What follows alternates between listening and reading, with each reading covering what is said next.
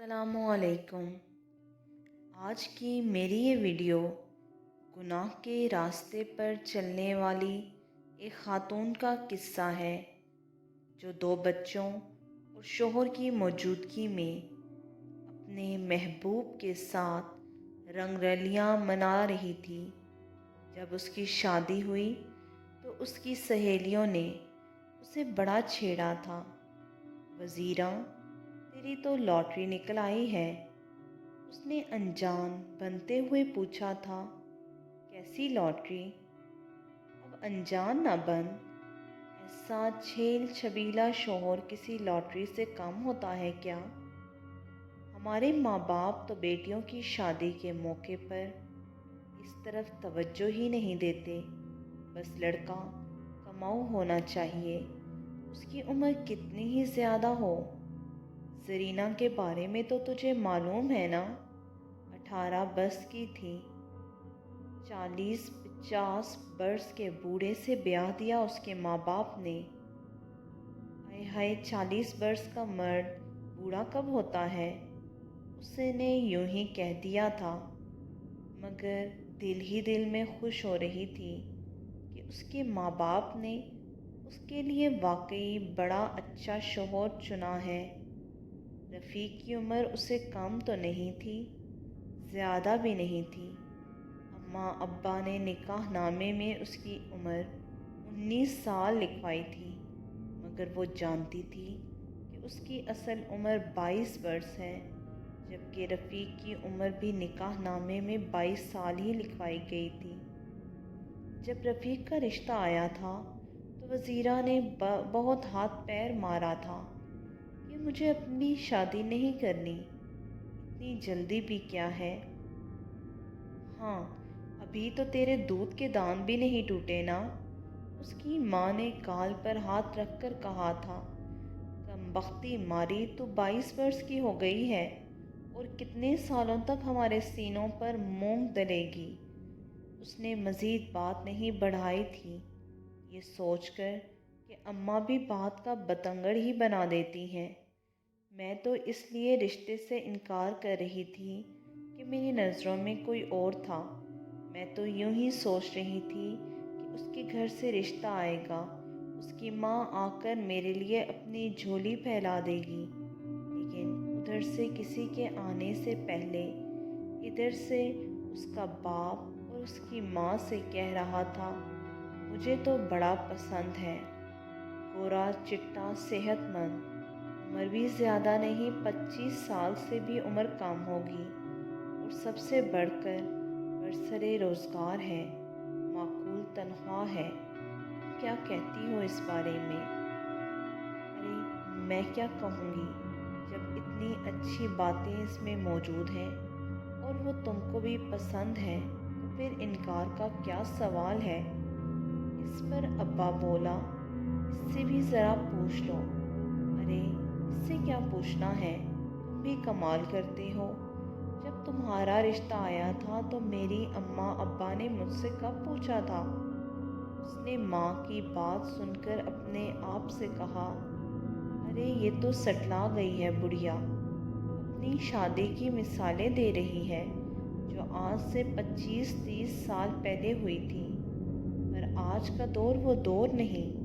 लेकिन वज़ीरा को भी खुलकर मुखालफत करने का हौसला नहीं था, जबकि उसके महबूब की तरफ से भी कोई पेशरफ्त नहीं थी। इसलिए उसने खामोश रहना बेहतर समझा। और जब एक दिन उसने अपनी दोस्त का इस रिश्ते का जिक्र किया, उसने पूछा, भला वो है कौन? मुझे ज़्यादा तो मालूम नहीं उसके बारे में, पर इतना पता है कि साइकिलों की मुरम्मत करने वाली दुकान में काम करता है। उसका नाम रफ़ीक है।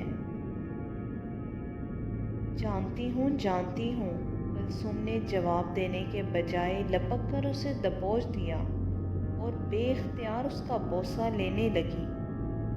अरे अरे, ये क्या हो गया है तुझे? तुझ पर तेरी किस्मत पर प्यार आ गया है वज़ीरा।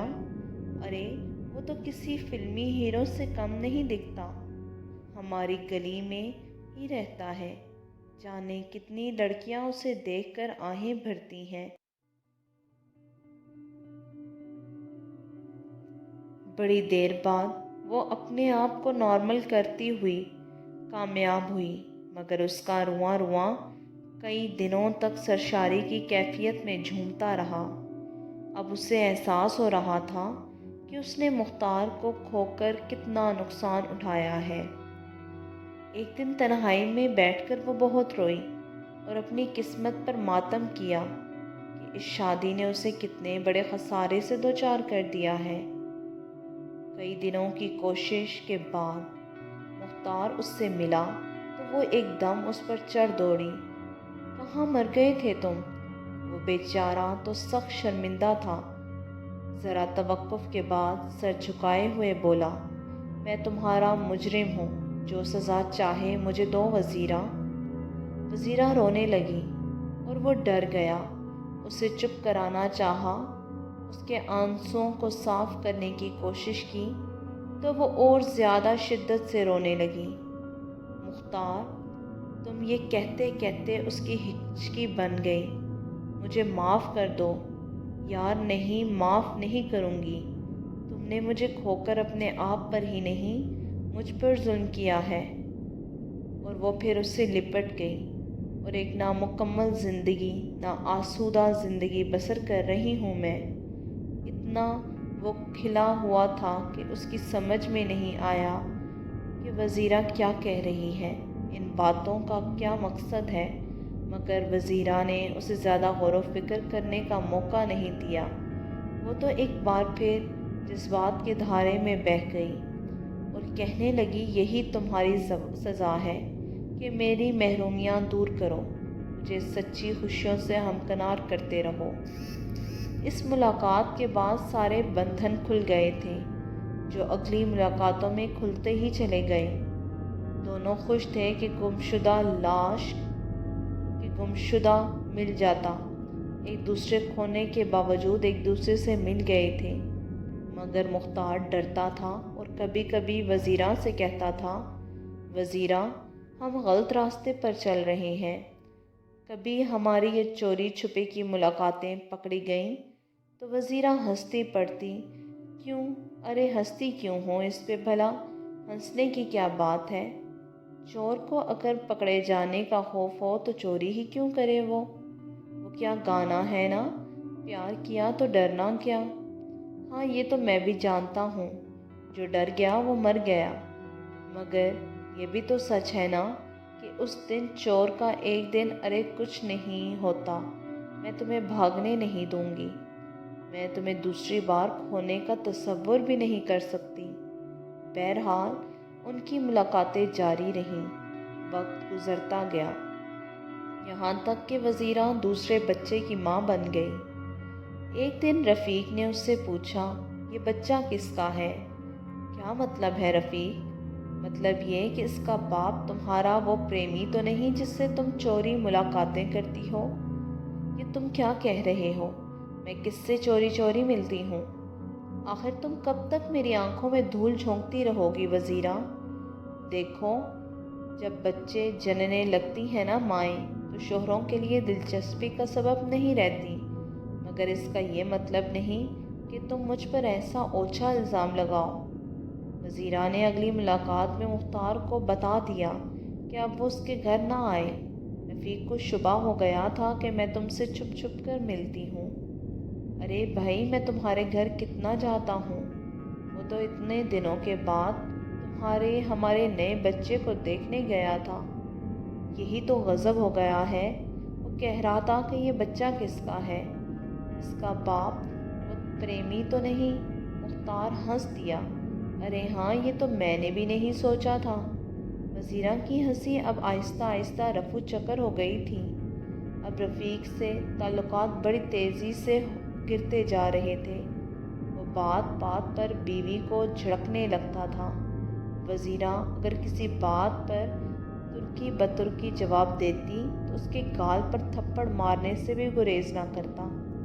کئی بار اس کا جی چاہا کہ اپنی ساس سے اس کی شکایت کرے، لیکن یہ سوچ کر اس نے ایسا کبھی نہ کیا۔ اس طرح کہ وہ مختار اس کی خفیہ ملاقاتوں کے بارے میں بات سامنے آ جائے گی، اور ان ملاقاتوں کے راستے میں وہ اپنی جانب سے کوئی رکاوٹ نہیں لانا چاہتی تھی۔ ایک دو بار اس کی ساس نے بھی اسے پوچھا کہ کیا بات ہے، آج کل رفیق کا موڈ خراب رہتا ہے۔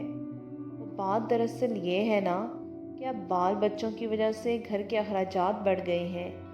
دوسری طرف وہ مالک سے تنخواہ بڑھانے کی بات کرتے ہیں تو وہ اپنا رونا دھونا لے کر بیٹھ جاتا ہے، کہتا ہے یہ دھندا روز بروز مندہ ہوتا جا رہا ہے، سائیکل چلانے والے بڑی تیزی سے کم ہوتے جا رہے ہیں، میں تمہاری تنخواہ کیسے بڑھاؤں؟ پر اتنی سی بات پر اس نے ہنسنا بولنا کیوں ختم کر دیا؟ چلو میں سمجھاؤں گی کہ اس میں پریشان ہونے کی کیا بات ہے۔ ارے نہیں اماں جی، آپ ان سے بات نہ کیجیے گا، انہوں نے مجھے منع کیا تھا کہ اماں سے اس بات کا ذکر نہ کروں، وہ پریشان ہو جائیں گی۔ مجھے تو یہ بات یاد ہی نہیں رہی تھی، اس لیے میں نے آپ سے ذکر کر دیا، مگر اللہ کے لیے آپ ان سے کچھ نہ کہیے گا۔ ویسے میں اپنے طور پر یہ باتیں انہیں سمجھاتی ہوں، مگر وہ اسے سمجھاتی کیا، اس کی بڑھتی ہوئی ناراضگی میں تو اس کا بولنا منہ کھولنا ہی بند کر دیا تھا۔ اب وہ بھی بولتا کم تھا، دھڑک سے وہ وزیرہ کو مارنا پیٹنا شروع کر دیتا تھا، مگر اتنی بات ضرور تھی کہ وہ سب کے سامنے زدکوب نہیں کرتا تھا۔ وزیرہ ڈر کے مارے چیختی چلاتی بھی نہیں، بس اف کر کے رہ جاتی تھی۔ البتہ وہ اپنے شوہر کی امانت میں خیانت کو زیادہ ہی کرنے لگی تھی۔ اس کی ایک وجہ یہ بھی تھی کہ رفیق اب اپنے پاس آنے کا بالکل موقع نہیں دیتا تھا، اور وہ اگر اس سے لپٹ کر باتیں بھی کرتی تو جھڑک دیتا اور نفرت بھرے لہجے میں کہتا کہ جاؤ اپنی اس یار کے پاس چلے جاؤ۔ مختار نے اس کے جسم پر نیلے نیلے داغوں کو دیکھ کر کہا، ارے وزیرہ، یہ کیسے نشان ہیں؟ تشدد کے، رفیق کے مارنے پیٹنے کے نشان ہیں، تو کیا وہ تجھے اب مارتا پیٹتا بھی ہے؟ ارے وزیرہ، یہ کس چیز کے نشان ہیں؟ یہ رفیق کیا تجھے اب مارتا پیٹتا بھی ہے؟ اب تو وہ مجھے مارتا ہی ہے، بات کم کرتا ہے، مارتا زیادہ ہے۔ وہ کہتا ہے کہ تیرے اس بچے میں مجھے مختار کی جھلک دکھائی دیتی ہے۔ اس کی مار سے زیادہ نہ مجھے یہ باتیں تکلیف دیتی ہیں جو تمہارے حوالے سے وہ کہتا ہے۔ بچے کی شکل تم پر گئی ہے نا، تو اسے گمان نہیں یقین ہو گیا ہے کہ تم سے میرے ملاقاتیں ہیں۔ میں اسی دن کے لیے کہتا تھا کہ ارے چھوڑو یہ ذکر کو، مجھے تو اب یہ فکر پریشان کرنے لگی ہے کہ کہیں وہ کسی دن موقع پا کر تم پر قاتلانہ حملہ نہ کرا دے۔ وہ ایسا نہیں کرے گا، کر تو سکتا ہے، تو اس سے پہلے کیوں نہ ہم اسے اپنے راستے سے ہٹا دیں؟ کیا مطلب ہے وزیرہ؟ مطلب یہ ہے مختار کہ اگر ہم اسے جان کا خطرہ ہے تو کیوں نہ ہم اس خطرے کو ہی ختم کر دیں۔ ارے یہ تو ایسی بات ہوئی کہ ہم ایک جھوٹ کو چھپانے کے لیے دوسرا جھوٹ بولیں۔ ہم تو پہلے ہی ایک جرم کر رہے ہیں، اب اس پر پردہ ڈالنے کے لیے دوسرا جرم کریں۔ اس وقت تو یہ بات آئی گئی ہو گئی، مگر منہ سے نکلی ہوئی یہ بات ایک دن سچ مچ سامنے آ گئی۔ رفیق نے اگلے دن ایک دن دونوں کو رنگے ہاتھوں پکڑ لیا۔ شاید وہ ان دونوں کو ٹو میں لگا ہوا تھا۔ اس نے جیب سے بڑا سا چاقو نکال کر اسے کھول لیا۔ آج تو میں تم دونوں کو ایک ساتھ مار کر دم لوں گا، مگر وہ اپنی اس کوشش میں کامیاب نہ ہو سکا۔ ان دونوں کو مارنے کے بجائے انہی کے ہاتھوں مارا گیا۔ یوں بھی وہ ایک تھا اور وہ دو تھے، جبکہ مختار اس سے کہیں زیادہ طاقتور تھا۔ اس نے ابھی اس پر قابو ہی پایا تھا کہ وزیرہ نے چاقو سے اس کے سینے میں پیوست کر دیا۔ ارے یہ تم نے کیا کیا وزیرہ؟ وہی جو اس موقع پر کرنا چاہیے تھا مختار، اسے زندہ چھوڑ کر ہم زندہ کیسے رہ سکتے تھے؟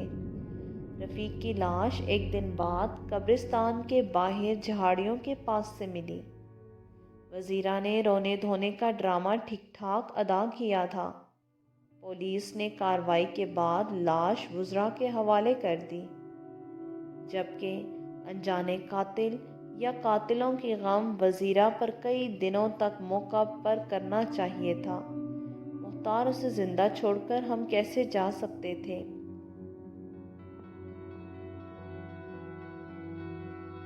अनजाने कातिल या कातिलों की तलाश में अपना काम शुरू कर दिया। वज़ीरा पर कई दिनों तक गशी के दौरे पड़ते रहे। वह जब भी होश में आती चिल्ला कर कहती, हाय मेरे 2 छोटे छोटे बच्चों का क्या होगा। इद्दत की मुद्दत ख़त्म होने से पहले मुख्तार की माँ वज़ीरा की माँ से मिलने आई और कहने लगी, वज़ीरा का रोना धोना सीना को भी करना हमसे देखा नहीं जाता। हमारी माँ ने तो इसके और इसके बच्चों के लिए किसी सहारे या किसी साहिबान का बंदोबस्त कर दो, पर आजकल तो कंवारी लड़कियां घर बैठी रहती हैं। इस 2 बच्चे की माँ को कौन कबूल करेगा? अरे अपने ही अपनों के काम आते हैं ना। हमसे आप लोगों का दुख देखा नहीं जाता। हम चाहते हैं कि इस मौके पर आपके कुछ काम आए। माना कि हम गरीब हैं, मगर हमारा दिल बड़ा है। हम चाहते हैं कि वज़ीरा की माँ ने मुख्तार की माँ को आगे कुछ कहने नहीं दिया। उससे लिपट कर रोने लगी, बहन ये तुम्हारा हमारे ख़ानदान पर एहसान होगा। सारे मामलात तय हो गए। फैसला ये हुआ कि इद्दत के दिन पूरे होने के बाद कोई मुनासिब तारीख देखकर निकाह हो जाएगा। फिर दोनों तरफ थोड़ी बहुत इसकी तैयारी होने लगी। इद्दत के दिन ख़त्म हो गए तो एक मुनासिब कारी का भी तयन किया गया, मगर शादी से एक रोज़ पहले सारा काया पलट गई। पुलिस ने दोनों मुलजिमों को गिरफ्तार कर लिया। हमें इस बात के शवाहिद मिल गए हैं कि तुम दोनों ने मिलकर रफ़ीक को कत्ल किया है। वज़ीरा ने तो ज़बरदस्त एहतजाज किया, अरे वाह, मैं अपने हाथों अपने सुहाग को क्यों झाड़ूंगी। आज तुम लोगों को कातिलों की तलाश में नाकामी हुई तो हमें ही गिरफ्तार कर रहे हो। लेकिन मुख्तार ने गिरफ्तारी के बाद ज़्यादा बहस नहीं की, इकबाले जुर्म कर लिया। हाँ, हम दोनों ने ही उसे कत्ल किया था, मगर अपनी जान बचाने की कोशिश में हमने उसे कत्ल किया था। खुलकर बताओ, जान बचाने की कोशिश से तुम्हारा क्या मतलब है रफ़ीक? रफ़ीक को मेरे और अपने बीवी के ताल्लुकात के बारे में पता चल गया था। उसे ये बात बर्दाश्त ना हुई। वो हमारी टो में लगा रहा और आखिरकार एक दिन उसने हमें रंगे हाथों पकड़ लिया और चाकू निकाल कर हमला आवर हुआ। लेकिन इस कोशिश में वो नाकाम हो गया। मैं अपने आप को बचाने की कोशिश कर रहा था और ये कत्ल मेरे हाथों नहीं, उसकी अपनी बीवी के हाथों हुआ। उसी ने उसके सीने में चाकू को पेवस्त कर दिया था। तुम लोग क्या समझते थे कि पुलिस नाकाम होकर चुप करके बैठ जाएगी? पुलिस ऑफिसर ने कहा, ऐसी बात नहीं थी, हम मामले की तह तक पहुंचने के लिए जदोजहद कर रहे थे और हमें आखिरकार वो आला मिल गया जिससे कत्ल हुआ था। इस चाकू पर मौजूद फिंगरप्रिंट से ही हमें मुजरिम का पता चल गया और इस बात के भी शवाहिद मिले कि तुम दोनों मरहूम की आंखों में धूल झोंक कर समाजी, मजहबी और कानूनी जुर्म का इर्तिकाब कर रहे थे। शायद तुम लोग मौज मस्ती के दौरान ये भूल गए कि बुराई एक दिन ज़रूर सामने आ जाती है। अगर वज़ीरा अपने शोहर से मुतमिन नहीं थी तो इसका सीधा तरीका निकालती, खुला ले लेती। गलत तरीके का इस्तेमाल करके और कत्ल जैसे जुर्म में अपने आप को शामिल करके तुम दोनों ने शादी का जो ख्वाब देखा था वो अब कभी पूरा नहीं होगा, क्योंकि तुम लोगों का मुकद्दर शादी का बंधन नहीं, फांसी का फंदा है।